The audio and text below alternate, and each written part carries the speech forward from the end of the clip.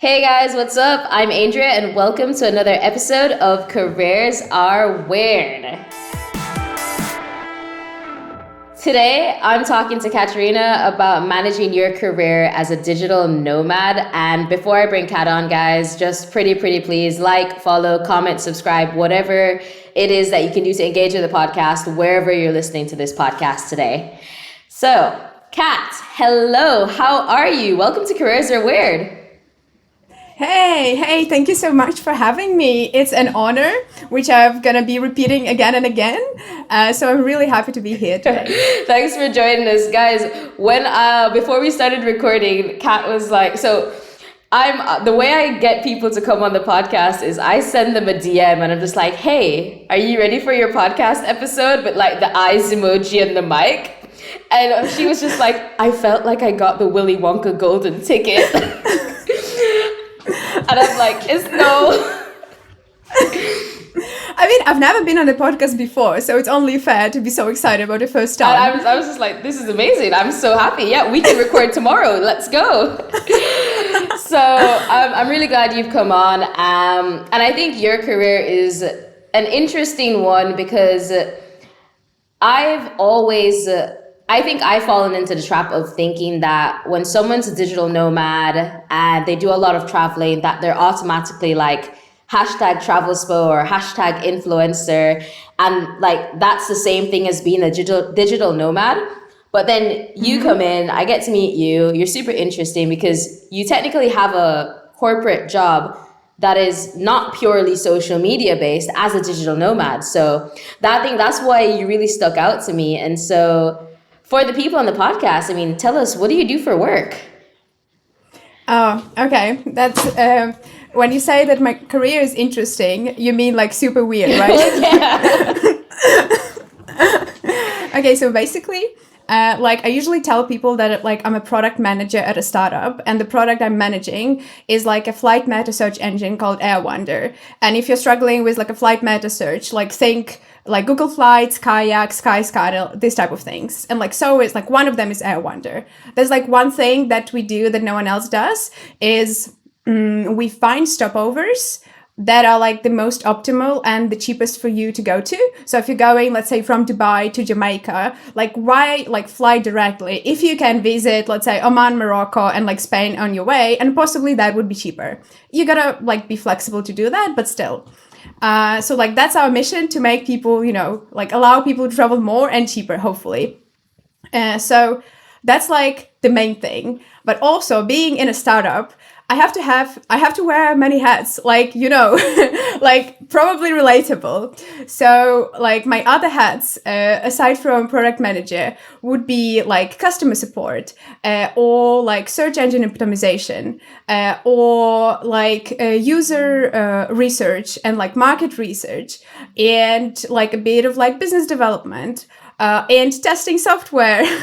And like, what I do like day to day depends when you ask it. Because like if you ask like April me, like from last year, I would be doing like user service, like creating it, sending it to users, like creating newsletters to like make it look nicely so that we would get more replies, and then analyzing it. Of course, with ChatGPT, I would never be able to do that without it. But then also transforming them into action items like for our developers to address. Then summer me would be more focused on like video creation, because with service we figure out that a lot of people don't understand how to use AirWonder, because like sometimes it's pretty complex and like a lot of like navigation skills are required. So like I took a video course for like mobile video creation. It took me a lot of time, but then like I went and created like a 7-minute video for AirWonder, which was like a huge challenge for me, but like that's what the job required, so I ended up doing it.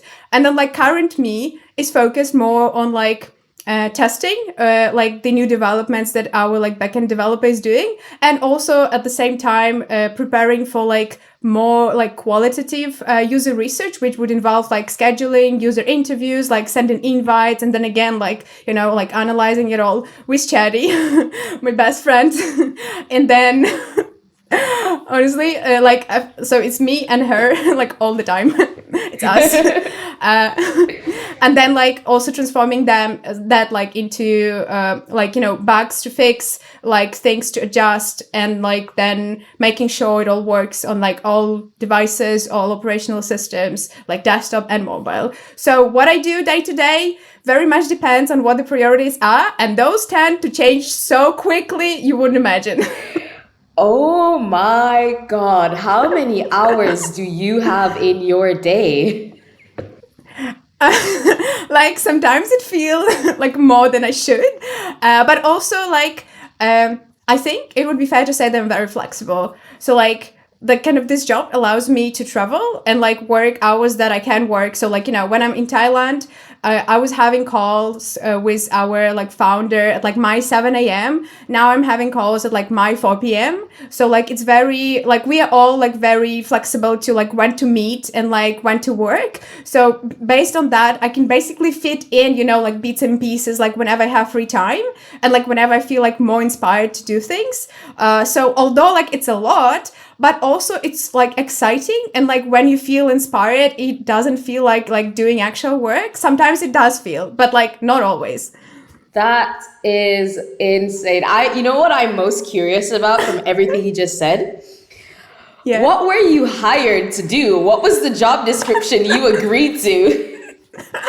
Yeah, so that's a funny story. So I was finishing, I think like after my first year of my first master, I was getting like anxiety attacks on like not having a job, while a lot of people already did. Because like most of my friends started working before that, but like I didn't do much about it. I was just like continually having anxiety. So then at some point, I was like, I gotta do something. So I went to one meeting that was called Startups for Students. And basically it was organized by like a business incubator in Krakow. And like there were like different startups presenting. Nothing really fit. I was like looking through those like presentations and I was like, this I can't do. This I'm not interested. And there was one travel startup, and it has the most boring presentation ever. Like so boring, like you wouldn't believe it. It was like about technology, some sort of like lead generation, like a specialist for their like B2B product. Like, you know, I didn't understand the description. I was like, yeah, to hell with that. But then presentation finished. I'm still there. I'm like, I mean, I went here. I did nothing. So I decided to like go and talk to one person. So I went to the startup, and funny that she appeared to be a super cool traveler, a digital nomad who had experience. Like she created her own startup like with her boyfriend at the time. They like worked from Thailand. They went to incubators in like Hawaii and Spain, and I was like, what the hell, like this is actually so cool. Like how such a cool person could give such a boring presentation. No idea. But like it is like the whole like thing was boring. Like the person they wanted to hire, like the thing they wanted me to do was boring, but like they were super cool. So we just connected like on a personal level, and she was like, yeah, like drop me a resume and like we'll figure a time for you to come. So I was like, I don't have a resume. So I was like, let's create one. So I created a resume. I sent it. I was so nervous. I was like, oh my God, what do I put? I have no work experience. Like what to put in a resume without work experience? Like my studies, well, that is not so much fun. So, but like, she was like, I was like, oh, she will see it and will never reply to me. But she did. She was like, yeah, like come around, like, you know, like on next Monday. And I was so stressed out. I was like, oh my God, I have to prepare. What do I prepare for? I have no idea. ChatGPT is still not there, you know, like not there for me to help. So like I go there, and like she like basically like I had a week where like she showed me like ins and outs of, there was like a like client management system. So basically what they wanted me to do is like find leads on LinkedIn, then like connect with them from her account, not even mine. So I was pretending to be her, like sending invites, people most of the times not replying, but if they did, then like sending emails, then being like, oh hey, it's me, but actually you connected with this other person. So it's like it's us. And then like scheduling calls and like sending like a small demo, and then like they would refer us to someone like more like technical, and then like sending more info, and then eventually like a success is like having a call. And then like I was just like present in those calls, and I was like, I have no idea what we are selling. I have zero, it's so complex. like I was just like, making notes, making presentations, because like the presentation like they had kind of sucked. So like I changed it. And then I was like, oh, like, wait, maybe I can have calls. So then like I was kind of more present there, like trying to like be active and stuff. But like still, like mostly it was about like lead generation. And so like the best like kind of best scenario is you connect through email, then you have a call, then you have a call with someone who's technical, then you send NDA, and then like you start like signing contracts, but like still boring. And then one day everything changed. So like the founders come in for a job, like in the morning, and they're like, hey, we're actually gonna leave you here for like 3 days, but while we are away in a conference, we need you to write terms and conditions like for like this product we are selling. And I was like, how do I do that? ChatGPT still not there. So like this was like the moment for me when I realized that like working in a startup, it can be anything. It can be anything you can imagine and everything you can't imagine too.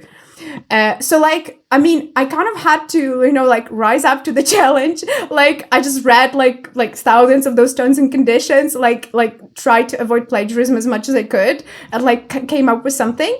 But then like kind of they saw me as like, like doing that. And I think that kind of allowed them to be like more open for like new stuff. And this is when they decided to move back to the States, close the office. So like my office experience was like 3 months. That's it. Wait, all of this was in 3 months? Yeah, that was like pretty intense. And then like after these 3 months, I started working remotely before it became mainstream. So like it was right before COVID. So they went to the States, checked things out, went back, like took their things and left for good. And in the meantime, the pandemic was unraveling. So I was like, well, I'm so prepared. I already have like my monitor, my laptop at home. Like I can work. I don't need anything. This was like actually so nice. Like one time in life I was prepared for something. Like, look at me. And then like with the pandemic, we kind of had to close our close efforts on our B2B product, because like a lot of companies just like shut down or went to like focus on development rather than like making contracts, because it was hard to predict, especially with travel industry. So funnily enough, we switched to B2C product, which is like Airwonder. So like something actual people can use, not just some like fancy companies. And that was more exciting for me. Like this is something I loved and I kind of dreamt of doing, but they were like always like, oh, it's not like a lot of profit. Let's not do that. But then pandemic helped me out. So we switched to B2C, like to having like this flight meta search engine that is like available for people, that was available all this time. We just like weren't paying attention to it.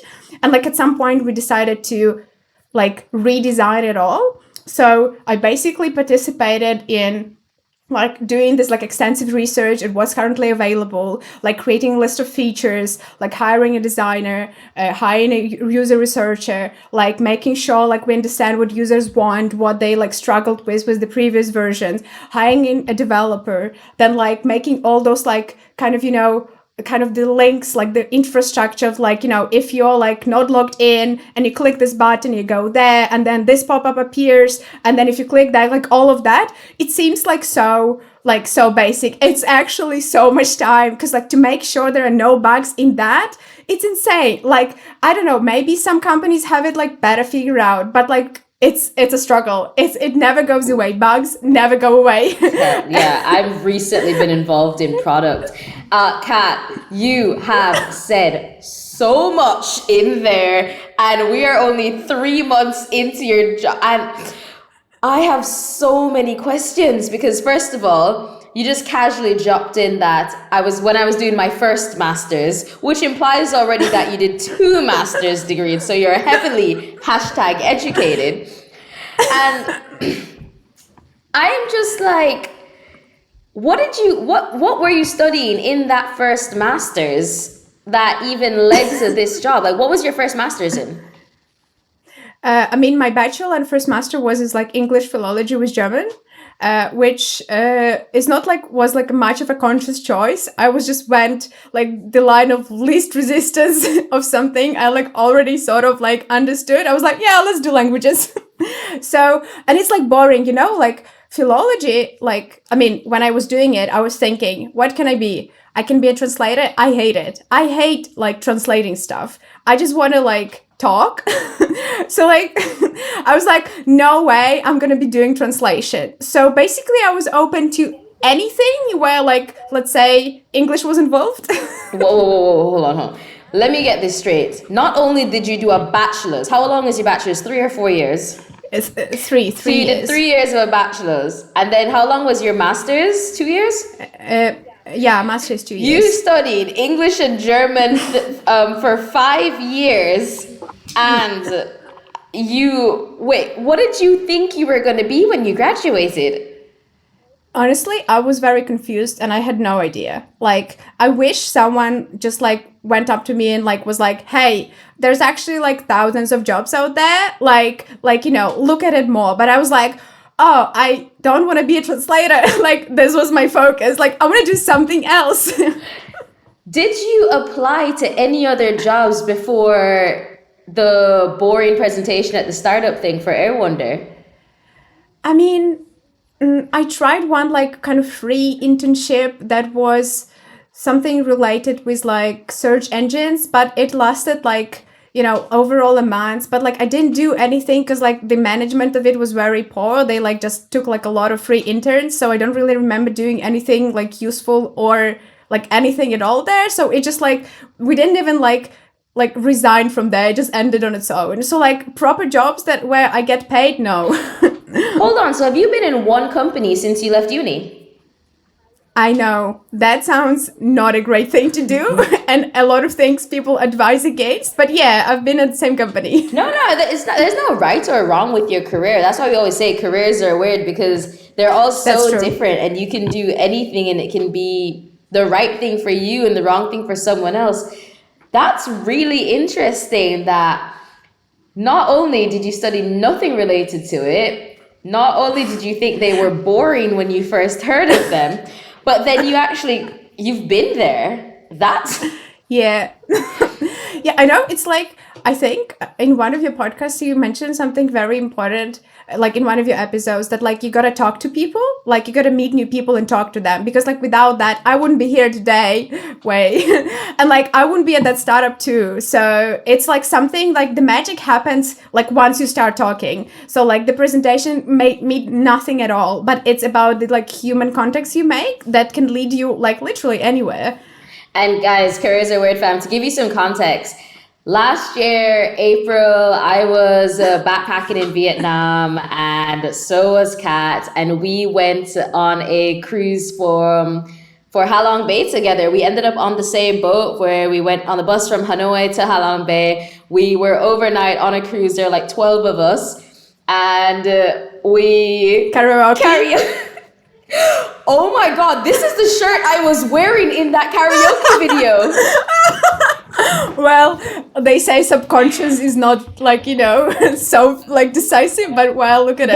That's actually hilarious. This is if you're watching on YouTube, this shirt is the same shirt I wore that video when you did karaoke. We all spent one big cool happy night together. We swam, we kayaked, we did everything. The next day I went to Ninh Bình. I think they went back to Hanoi, and here we are 9 months later talking about careers because, you know, we connected on LinkedIn. Yay! So that's the context of how I know Kat, guys. But then that brings me to managing a career like this as a digital nomad. So you said you've basically been a remote employee since pre-COVID, which is a big flex in the sense where COVID wasn't as scary for you guys in terms of remote work as it was for other companies. I'm sure you had your financial concerns and stuff, but in terms of just the work setup, it was normal for you guys. So I think my question to you is, how do you manage, I guess, a full-time role like this as a digital nomad, and why did you choose to be a digital nomad versus actually staying put someplace?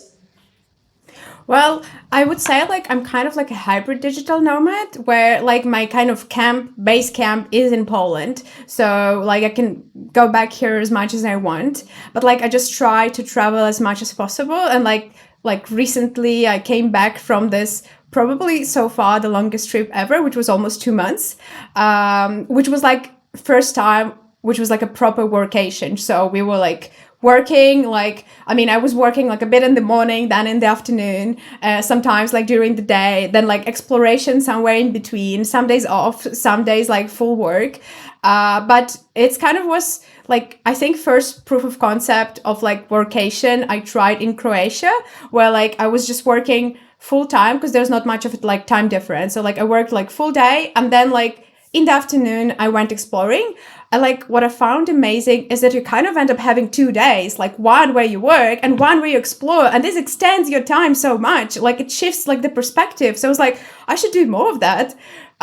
So like this like Thailand/Australia/Cambodia trip. I mean, what is cool about traveling like somewhere far, because the time zone is so different that you can end up like scheduling it in a really fun way, where like you can wake up for like 7 a.m. morning call and then like work, like go on a tour, like to explore some islands, and then go back and actually like do some other work, which is not something that you could pull off like working like 9 to 5, going to an office. So like for me, kind of the biggest like benefit to this is like the flexibility, because like you can do like anything like literally anything. And like yes, it comes with challenges, like how do you motivate yourself sometimes when it's like a gloomy day, and like you're at home alone and you have to work and you really don't want to, and like you don't really have like people, you know, who you see working that would like motivate you.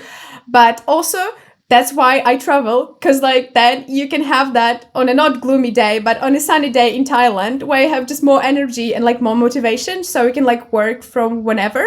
And that kind of like removes this factor of like tiredness and exhaustion, and like kind of just this boring thing that like when you're stuck at home and you have to work from there. You you sound so disciplined. No, Where does the time no. management come into this? Because I hear it's so easy to say, yep, wake up at 7, do a call, and then go on a tour, and then come back. And when I come back from that tour, I'm going to be motivated and disciplined. I'm going to do some work from 3 p.m. to 5 p.m. again. And then, no, give us some actual tips and advice for managing discipline and time management when you're actually being a digital nomad, when you've got work but you're in a foreign country and the foreign country wants you to be there as well, and there's so many things to do. What's it really like in terms of time management? Honestly, it's very strange, but I find it easier to like time manage things when I'm like traveling, because I kind of like I'm already inclined to be like more energized and like more oriented to like have like a very cool day, because I have limited time in here. So like it kind of drives me to do stuff. So like I kind of like here in Poland on like I could one day do like 100 steps and like be tired because like the rest of it is work. But like there, like I just had the motivation to have a call in the morning, because I knew like later in the day it's gonna be an epic day where I'm gonna go on a boat and like meet some epic people and like go exploring. And then like you end up like after like going back at like 4 p.m. and I mean, maybe some people would still have energy to go exploring, but like that's kind of it for me. And like then I'm ready for some like quiet time in my bed with my laptop to like being inspired from my previous experience, but also kind of wanted this like not time alone, but like kind of quieter time to like process and like do some stuff where my job is travel related too. So, it's not like that much of a jump from something very exciting to something very boring. It's like something very exciting, which I want other people to have too. So it's kind of connected. Okay, well, I mean, that's really interesting, because I feel like sometimes when I am traveling, I don't necessarily want to work. I kind of sort of just feel like, ooh, there's a really cool tour at 10 o'clock. Let me just quickly do something. Then I come back from the tour and I've met all these cool people, and actually I want to spend time getting to know them and getting to meet them. And like sometimes bringing up the laptop feels draining almost. I don't know. So that's interesting. I guess your calendar just has to be your best friend when you're out there. Yes, and like not to say that I didn't have those days where I was like, well, I just go to reschedule the call because this day is too cool to be true, and like I cannot like just leave it be. I just have to participate actively, which my like our founder, he's like really flexible too. He's like, yeah, like go for it. So it's also kind of this feeling that like I know if I really need to, like I will be able to like reschedule and postpone the work and like work in some other time. So it's not that I feel that like if like the day is set to be the way it is, like that's the only way it's gonna go. So there's always like a way out if I really need it. Which I mean means like less work hours, so like less work done, which means less money. But also like when you're on a trip, it's a fair balance. You gotta like feel Yeah, it. okay. I guess you do feel the income coming. The work motivation when you're sitting in Thailand and the direct deposit hits might just be different. Fair enough. That's a good summary. So I'm obviously stalked you on LinkedIn before we did this, and I'm really curious. You spent your 5 years studying English and German, realized you didn't really want to be a translator, didn't know what jobs were up there. So you went and did a second master's. What was your second master's in? Yeah, so this is where it becomes relevant. My second master was social media and management, which means like a bit of social media and a bit of management, like in all aspects that are possible. And this was fun for half a year when it was like offline. And then we went offline, we went online, and it was not as great. Why did you choose to go back and do a second master's? I mean, for practical reasons, such as for my first like bachelor, like for my bachelor and first master, I had to pay because like I'm a foreign student in Poland. But then they introduced a regulation that if you pass a language test for like C1 level in Polish, you can study for free. And then when you can study for free, you can live in the dormitory, which is like way cheaper than living, like renting a flat, and you keep your student discounts. So it was purely pragmatic to just keep studying, living in the dormitory while like already having a job, which was great. Yeah, just for that. And also like I wanted to like something you mentioned, like I didn't really still know what I want to do, so I felt like just trying literally anything would be fun. Was your choice in social media management at all inspired by your new lead generation role at Air Wonder before it was Air Wonder? I mean, back at that point, I could already see that like we might be switching to like Air Wonder like as like next priority. So yeah, I was like, I actually like kind of need to convince like be more confident in what I can do for B2C to like maybe that would be one of the factors like our founder would consider that like to actually make it a priority. So I remember when like we started like our uni, like the second master, and they were asking us like why are you here, and I was like, I have this B2C product I really want to work on, and I need more confidence and I need more skills for it, and look at like I mean I'm doing this right now, so I guess this worked out. Yeah, I think that's a really interesting lesson. And I think it's something that I've had to kind of defend for a while. So I've never done a master's. I've only done my bachelor's. And naturally, I've gotten the question quite a lot like, when are you doing your master's? When are you doing this? And my answer has always been, I am not going to do a master's until I'm sure of what I want to do a master's in. And for me to do that, I think I need work experience. I think I need to be in different industries and check it out first. And I think with that information, I'd pick a better master's. And I think what you've just said there almost proves that theory right for me in the sense where your first master's, you went straight from bachelor's to master's in a field that you're just not a big fan of. Your second master's, though, having been in a company for a while and kind of had the experience kind of shaping it a bit, gave you a bit more direction to pick a master's that is now super relevant to you. So yay for that, and just yay for getting yourself into the industry before you studied anymore. Yeah, but also like I mean, I think that was like a fairly good choice. But now, whenever I see people like in doubt of whether to do a master or not, I usually advise them not to, just because I feel like with all the like AI and like learning abilities we have now, formal education might not be like the best choice for everyone, because like there are things you can do, like there are ways in which you can learn faster and more efficient and not necessarily like pay more money, which can be as useful for you as like 2 years of formal education, or like 3 or 1 depending on like the country, where you also get a lot of bullshit too, which you will hate and will feel like you're losing time, and then it will be like strict hours that you couldn't like, you know, fit into your job that well.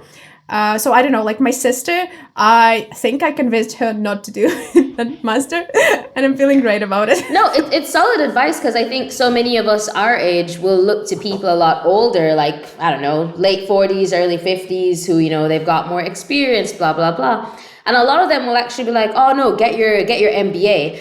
The stats are an MBA is the most unemployed degree. Like, that's just, it's literally a thing. Like, so I think it's so refreshing to actually hear people say, hey, you don't necessarily need a master's. And I agree with that. I think AI, generative AI, the way of online courses they're just changing much more rapidly than physical syllabuses or syllabi at universities. So I love that message where it's just like, you don't necessarily need to do a structured university master's when you could actually study something online at a much more rapid pace. So yay for that. Yay. Kat, thank you so much for coming on the show and just talking about like what it's really like to work in a startup. I just think, I mean, first of all, you told us about being a product manager, and then you just gave me like 10 whole minutes of everything I do depending on every day. Then you told me about when you first got the job, and then you told me about everything you did just in 3 months. And if that is not building a startup from the ground up, that's like, I don't know what that is. But also, I think you're so much more unique than some of the other guests that I've had on the show, because you've had technically one job. You've worked in the same company for how many years? I think it's like more than 5 now. And that is actually That's a long time. No, it's very unique for the Careers Are Weird, the guest list that I've had so far, and most of the listeners. I mean, most people I know have been every 2.5, every 3 years. So 5, 6 consistent years in one company is it's just a different perspective. But also, you've talked a lot about growing in that and kind of making it your own with balancing stuff like being more digital, being more remote. So I do think you've really shared some really cool perspectives, and I really appreciate you coming on the show to share that.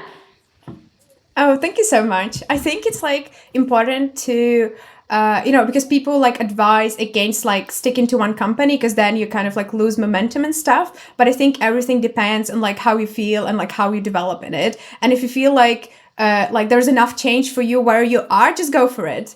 And like, as much as like, I feel at times that my career is so weird, it's almost like hard to believe it exists. But then I look around and I see that I'm on this beach in Cambodia, and I'm like, oh, well, actually, it's fine. I mean, wow. That's to be fair, I want to be spending the rest of my time remote in South America. So let us see what's happening soon. Kat, I'm going to make sure, you know what? You know why I'm annoyed with you, actually? So when I went on my LinkedIn stalk with you, you had like 300 connections on LinkedIn. I was just like, this is unacceptable. So guys, what you're going to do when you finish listening to this episode, you're going to connect with Kat on LinkedIn so you can actually follow along her really weird career and maybe look at the product she's been building with Air Wonder. Check out the site. I know I have, because I've been looking at stopovers, because, you know, you don't have to twist my arm very much to get me to book a flight. That's not really... I'm not going to fight you that much if you tell me to book a flight, right? So I'm going to link up Kat's LinkedIn and check it out. Check her products out. Check Air Wonder out. And honestly, reach out if you have any questions. Hey, maybe even reach out in German. She might respond. Oh, please don't. That is not my favorite language. Says the girl with a master's degree in it. That is ridiculous. Yeah. I mean, I've been traumatized. That is ridiculous. Who has a master's in German language? That's crazy. Kat, thank you so much. Where's our word, fam? You know what to do. Like, follow, subscribe, everything on Spotify, Apple Podcasts, on YouTube. And until next Wednesday, stay weird and stay ambitious, my friends.